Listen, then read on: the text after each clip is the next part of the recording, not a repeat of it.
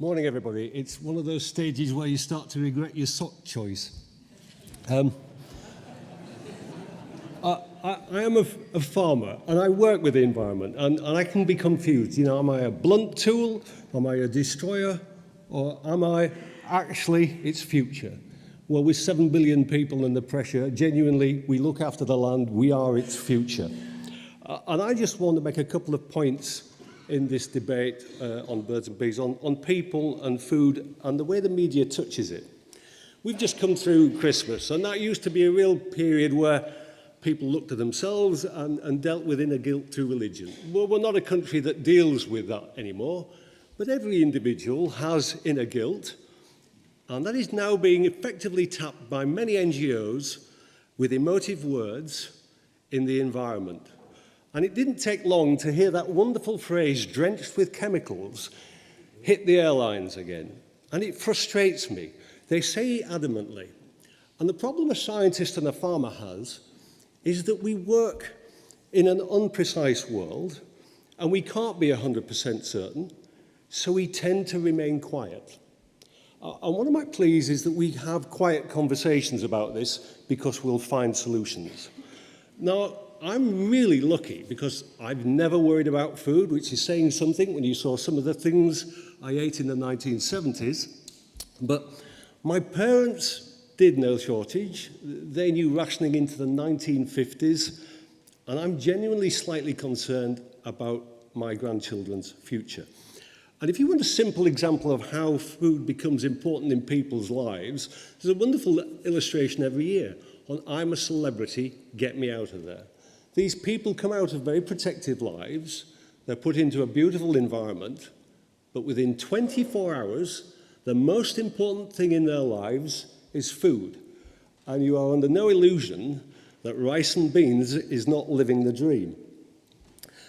My plea is for NGOs across the spectrum to recognise the industry passion that we have, all of us in this room, and the instinct we have to leave it better.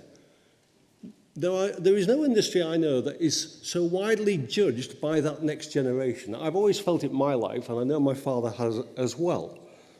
And we want to keep learning, and Oxford's a great example of, at the beginning of the year, we bring in all kinds of speakers and subject ourselves to different points of view because we want to learn.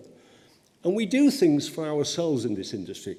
We have farm assurance, we have the voluntary initiative, we test our sprayers, our operators are qualified, we have the campaign for the farm environment. I don't see that actually anywhere else in the world.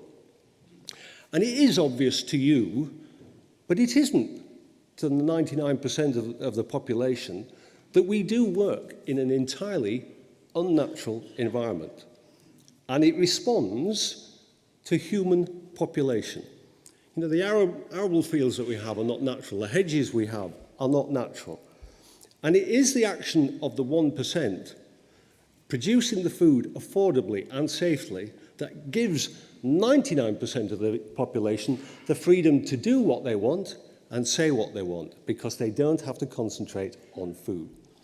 I have a frustration that the same people that scream overstocking in whatever situation, never actually question the growing population in the UK. The rewilders are never questioned in the media because there's never time for that second question of, well, if we stop producing this food, where are we going to get it from? Or if we stop using this land, whose land are we actually going to use? And because of this debate, I had a quick count up, and I'm a tenant farmer, so I haven't gained in any of this. I have lost 4 grassland meadows and 4 arable fields to houses. Now, the interesting thing, there's never been any protest locally, and no protest despite the fact there was literally hundreds of hectares of brownfield sites in the area.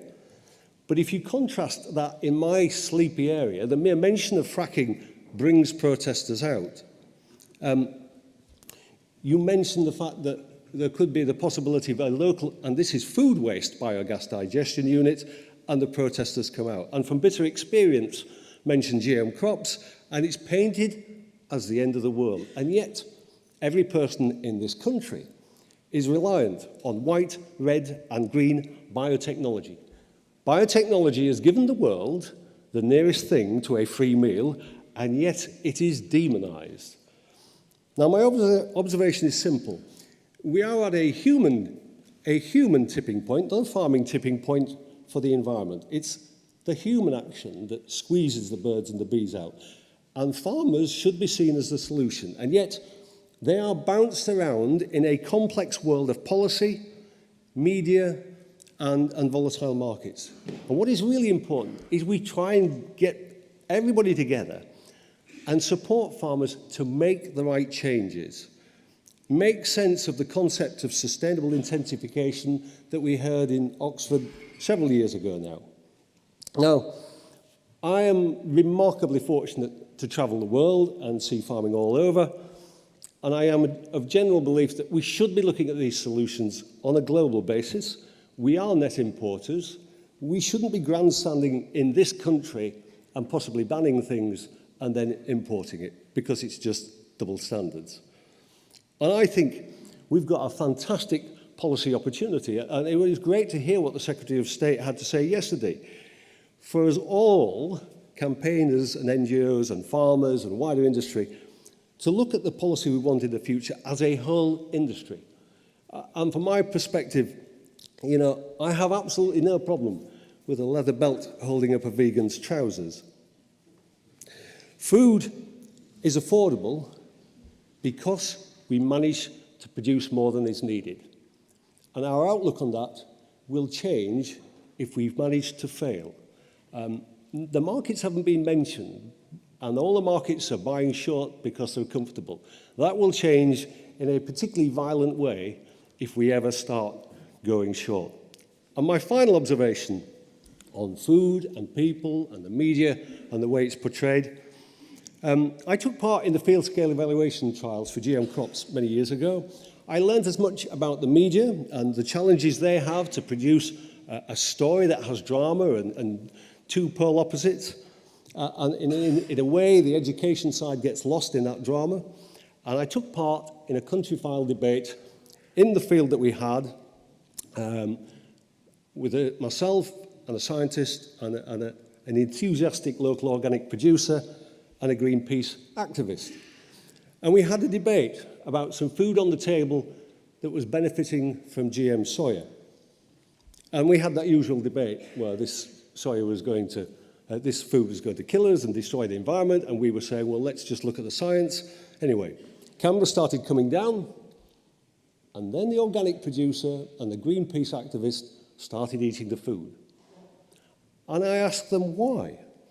And they said one simple thing: because we are hungry. And that is the challenge we face. We manage the environment and we accept that responsibility. But if we don't get the feeding bit right, we can't do the environment. Thank you.